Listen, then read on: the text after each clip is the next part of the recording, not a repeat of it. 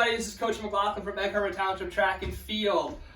During this social distancing, I have a couple of safety tips and a couple of exercises that you can do because I see a lot of people running, which is good, but it can be dangerous. So let's talk a little bit about some safety tips. Number one, we are still social distancing because of COVID-19.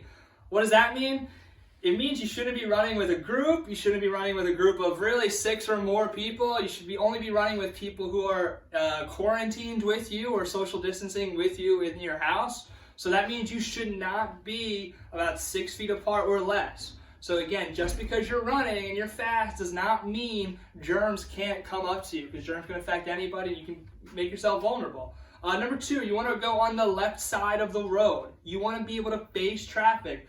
And you're going to tell me, Coach McLaughlin, facing traffic sounds dangerous.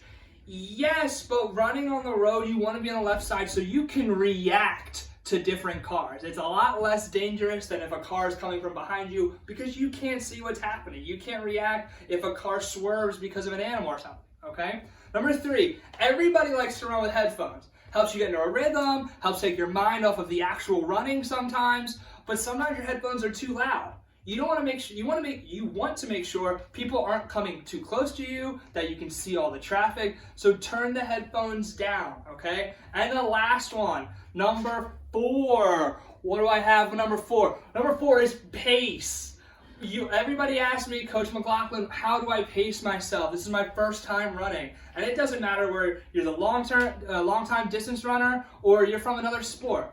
In order to pace yourself, you kind of have to have a balance. So you know what you're going to do? This is what I do a lot. Talk to yourself. If you talk, that means you're in a good rhythm and you're not going too fast. Because if you're breathing too heavy, well, guess what? That means you're not in a comfortable zone enough to run a long distance. However, if you can sing to yourself, and I can't sing, but when I try to sing to myself, it means I'm going too slow.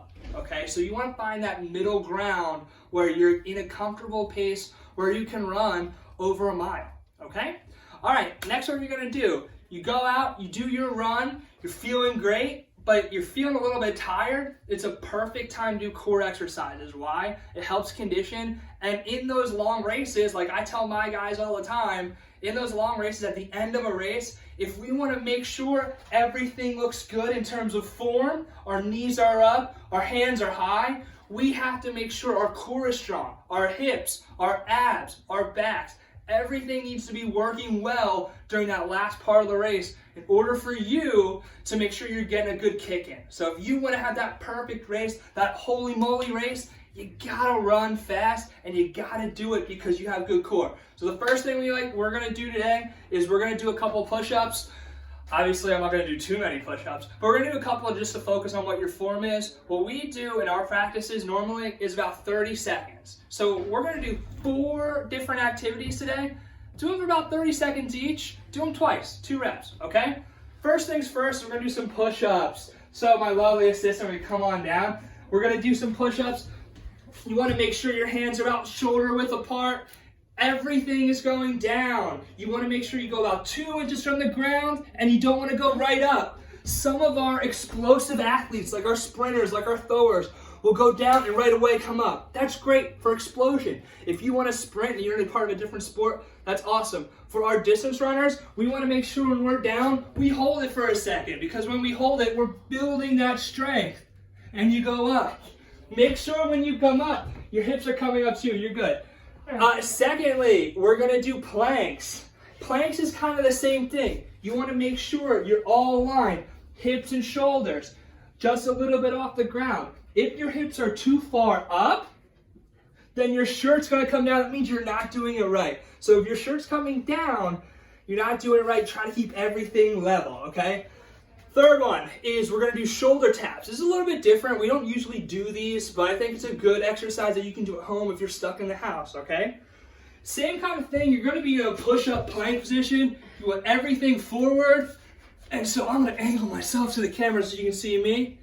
And you're going to touch your opposite shoulder with your opposite hand.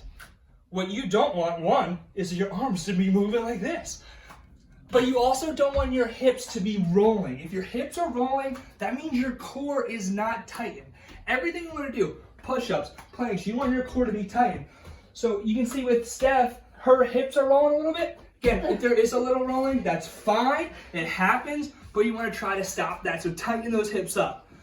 Fourth one is mountain climbers. And we're going to do a little bit different mountain climbers today. Usually when we do mountain climber, we have that same position and we're going up, trying to hit our elbows with our knees. What we're going to do today is actually kind of the opposite. We want the opposite knee, so my left knee is going to hit my right elbow and vice versa. Why? Works on those hips, okay? So let me do my best here. And you see how my hips are rolling. I just told Steph, don't have those hips rolling when we do our shoulder taps. You want your hips rolling a little bit because that mobility is going to help you out, okay? So again, whew, I'm already going to kind of sweat. I did like, what, 10 seconds each? 30 seconds each, 2 times. Great way to end your day. And again, this is a tough time, EHT, but we're going to get it through together. Control what you can control. Keep chopping, all right?